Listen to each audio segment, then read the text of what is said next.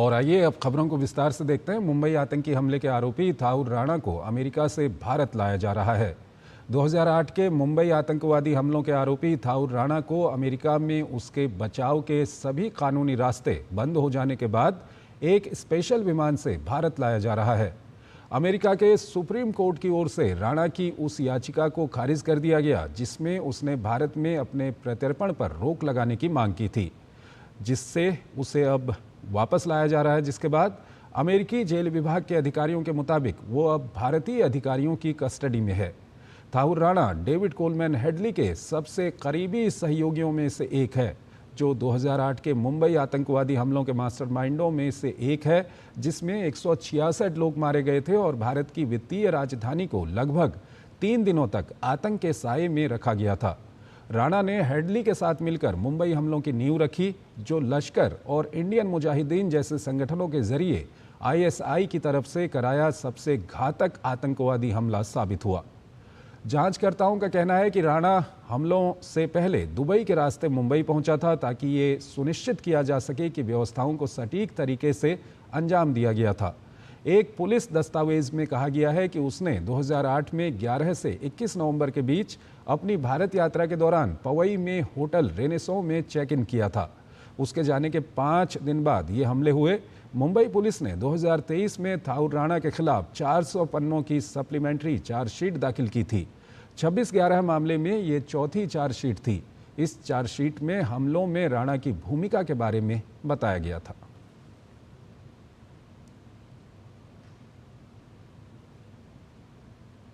और आइए ग्राफिक्स के जरिए जानते हैं थाउर राणा के प्रत्यर्पण मामले में कब क्या हुआ। 28 अगस्त 2018 एनआईए की स्पेशल कोर्ट ने थाउर राणा के खिलाफ गिरफ्तारी वारंट जारी किया।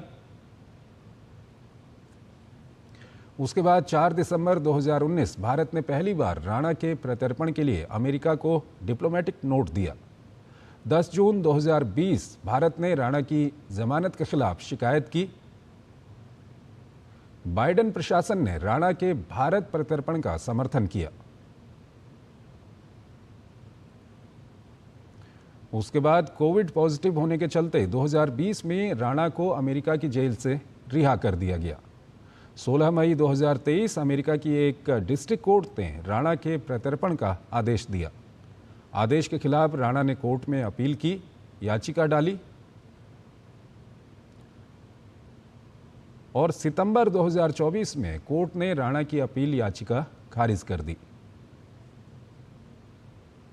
13 नवंबर 2024 भारत के अनुरोध पर राणा को गिरफ्तार कर लिया गया। राणा ने अमेरिकी सुप्रीम कोर्ट में जमानत के लिए रिट पिटीशन दायर की। उसके बाद 21 जनवरी 2025 को अमेरिकी सुप्रीम कोर्ट ने राणा की याचिका को खारिज कर दिया।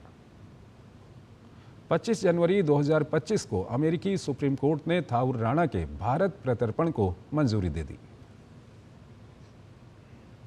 केंद्रीय गृह मंत्री अमित शाह ने मुंबई हमलों के आरोपी थाउर राणा को लेकर बड़ा बयान दिया है। उन्होंने कहा है कि राणा वापस भारत आएगा और यहां की कोर्ट में पेश होगा। शाह ने कहा कि उसे संविधान के तहत सजा मिलेगी।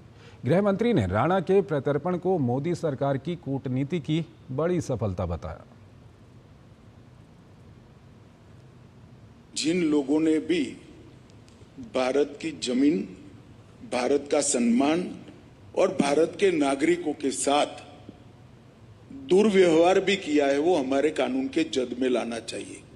और मैं मानता हूं तब राणा की यहां वापिस आना ये मोदी सरकार की कूटनीति का बहुत बड़ी सफलता है, क्योंकि जिनके समय में जब बम धमाके हुए वो तो ला नहीं पाए, मगर आज वो वापिस आएगा, हमारी अदालत के सामने पेश होगा, हमारे संविधान के तहत उसको सजा होगी। ये देश के लिए बहुत बड़ी उपलब्धि है। रक्षा और विदेश मामलों के जानकारों का कहना है कि राणा का प्रत्यर्पण भारत अमेरिका सहयोग की दिशा में बड़ा कदम है। बीजेपी ने इसे एक बड़ी उपलब्धि बताते हुए कहा है कि पीएम मोदी के प्रयासों से ये प्रत्यर्पण हो रहा है। वहीं विपक्षी पार्टी कांग्रेस भी इस कदम की तारीफ कर रही है। आप भी सुनिए इस मामले पर किसने क्या कहा। मोदी जी है तो इस देश में हर चीज मुमकिन है। केवल और केवल मोदी जी के कारण अब राणा की भारत में वापसी हो रही है। अब इतना बड़ा हमारे विदेश राजनीति को जो सफलता मिली है वह केवल और केवल मोदी जी के कारण मिली है। Look, anybody who causes harm to India, anybody who harms and damages India, if he is brought to justice by a process of law, we would welcome it fully. Definitely सबसे पहली बात तो ये जस्टिस है, जो Bombay attacks में जिन लोगों की जानें गई हैं उनका बहुत बड़ा अचीवमेंट है। ये जस्टिस मिलेगा अब इंडिया में आके उसको, राइट। हमारी इंडियन इंटेलिजेंस उससे काफ़ी कुछ और डिटेल्स भी निकालेगी, वो भी एक हमें फ़ायदा होगा, नो डाउट। बट इन सब के अलावा ये भी फ़ायदा है कि भारत और अमेरिका की ये इंडिकेट करता है हमारी cooperation in investigative cases as well as in legal cases. तो ये एक अच्छी कोऑपरेशन है ट्रंप एडमिनिस्ट्रेशन के दौरान। हालांकि ये मामला इनसे पहले चल रहा था, बट ये कोऑपरेशन इंडिया की और अमेरिका की एक बहुत अच्छा कदम आगे है।